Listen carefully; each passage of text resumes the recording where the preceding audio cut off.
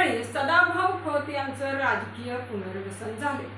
शेतकरी कुटुंबातील चळवळीतील कार्यकर्ते असलेले सदाभाऊ खोत यांना भाजपमधून पुन्हा एकदा विधान परिषदेचे आमदार पदासाठी उमेदवारी जाहीर करण्यात आली। मरळ, नागपूर तालुका वाळवा, जिल्हा सांगली या खेड्यातील शेतकरी कुटुंबातील चळवळीतील कार्यकर्ते असलेले सदाभाऊ खोत यांना भाजपमधून पुन्हा एकदा विधान परिषदेच्या आमदार पदासाठी उमेदवारी जाहीर करण्यात आली।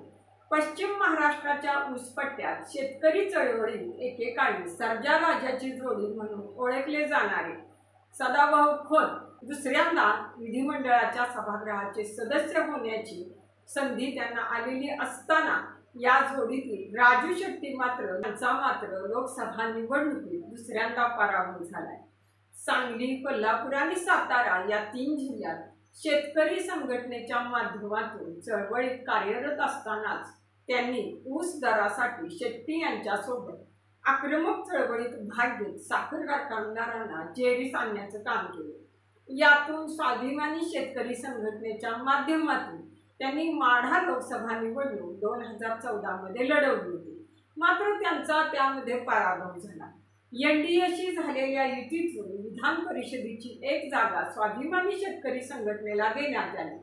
त्या जागेवर 10 जून 2016 रोजी त्यांची विधान परिषदेचे सदस्य म्हणून निवड झाली आणि त्यानंतर 8 जुलै 2016 रोजी त्यांना मंत्रिमंडळात कृषी फलोत्पादन आणि पणन आणि ग्रामीण पाणी पुरवठा या खात्याचे राज्यमंत्री म्हणूनही काम करण्याची संधी देवेंद्र फडणवीस यांच्या मंत्रिमंडळात मिळाली होती।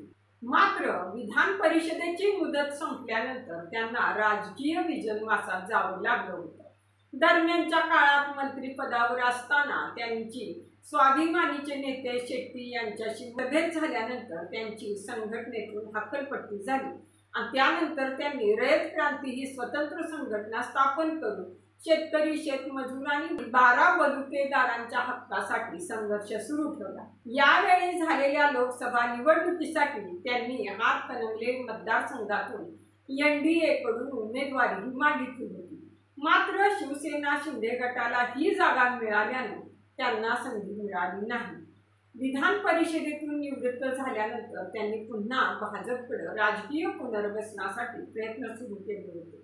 त्यांच्या या प्रयत्नाला यश आलं असून पश्चिम महाराष्ट्रात विरोधकांवर आक्रमकपणे टीका टिप्पणी करण्यासाठी त्यांच्या ग्रामीण ढंगातील वक्तृत्वाचा लाभ घेता येईल या हेतूनच भाजपने त्यांना पुन्हा संधी दिली असावी। आता भाजपचे पुढचे लक्ष इस्लामपूर मतदारसंघ असणार आहे। या ठिकाणचे प्रतिनिधित्व करणारे राष्ट्रवादी काँग्रेस शरदचंद्र पवार पक्षाचे प्रदेशाध्यक्ष आमदार जयंत पाटील यांना घेरण्यासाठीची ही रणनीती तर नाही ना, अशी शंका या निमित्तानं उपस्थित होत आहे।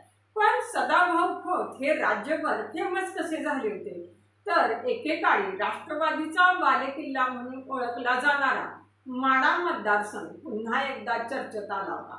सोलापूर जिल्ह्यातील 4 व सातारा जिल्ह्यातील 2 विधानसभा मतदारसंघ असा एकत्रित माढा लोकसभा मतदारसंघ तयार करण्यात आला। मात्र विजयी उमेदवारापेक्षा हा मतदारसंघ पराभूत उमेदवाराला लकी असल्याचा इतिहास सांगतो। 2014च्या माढाच्या एका निवडणुकीपासून रयत संघटनेचे अध्यक्ष सदाभाऊ खोत हे नाव महाराष्ट्राच्या राजकारणात फेमस झालं होतं। राजू शेट्टींचा उजवा हात म्हणून सदाभाऊंची त्यावेळी ओळख होती। 2014 मध्ये माढा लोकसभा मतदारसंघातून राष्ट्रवादी काँग्रेस पक्षानं माजी उपमुख्यमंत्री विजयसिंह मोहिते पाटील यांना उमेदवारी दिली होती। भाजपनं ही जागा स्वाभिमानी पक्षाला सोडली। विजयसिंह मोहिते पाटलांच्या सारखा तगडा उमेदवार आहे म्हटल्यावर माढ्याची लढत एकतर्फीच होईल असं राजकीय पंडितांना वाटत होतं। पण स्वाभिमानीनं तिथून आपले तेज तर्रार नेते सदाभाऊ खोत यांना उभे केले। त्या काळात सदाभाऊ खोत हे शेतकरी आंदोलनातील एक सर्वसामान्य कार्यकर्ता होते। राजू शेट्टी यांचा उजवा हात म्हणून त्यांना ओळखलं जायचं। पण ही माढ्याची लढत चुरशीनं झाली। सातारा, सोलापूर जिल्ह्यात बसलेल्या माढा या मतदारसंघाशी त्यांचा थेट संपर्क नव्हता, मात्र तरीही त्यांनी गावोगावी जाऊन आपला प्रचार सुरू केला। त्यांची रांगडी भाषणं त्या काळी स्वाभिमानी शेतकरी संघटनेविषयी असलेला जनतेमधला विश्वास मोदी लाट याचा सदाभाऊ खोत यांना फायदा झाला आणि याच निवडणुकीत विजयसिंह मोहिते पाटील यांचे सख्खे बंधू स्वर्गीय प्रतापसिंह मोहिते पाटील यांनीही अपक्ष उमेदवारी दाखल करत निवडणूक लढवली। या सगळ्याचा परिणाम म्हणून राष्ट्रवादीचा बालेकिल्ला असूनही माढ्याची ही लढत अत्यंत चुरशीनं खेळण्यात आली। राज्याच्या राजकारणात सदाभाऊंचं नाव ही निवडणूक फेमस करून गेली। सदाभाऊ खोत यांनी विजयसिंह मोहिते पाटलांना त्यांच्या घरच्या मैदानात घाम फोडला। सदाभाऊंना 4,64,645, विजयसिंह मोहिते पाटील यांना 4,89,989 मतं मिळाली आणि त्यांनी त्यांचे बंधू प्रतापसिंह मोहिते पाटील यांना जवळपास 25,000 मते खेचून घेतली। सदाभाऊंना त्यावेळी अगदी निसटता पराभव स्वीकारावा लागला। शरद पवार जिथून निवडून आले होते त्या माढा मतदारसंघात राष्ट्रवादीच्याच मोहिते पाटलांना तुल्यबळ लढत देणारा एक सर्वसामान्य कार्यकर्ता म्हणून सदाभाऊ खोत यांची देशभर चर्चा झाली। तिथून सदाभाऊ खोत हे नाव राज्याच्या राजकारणात फेमस झाले।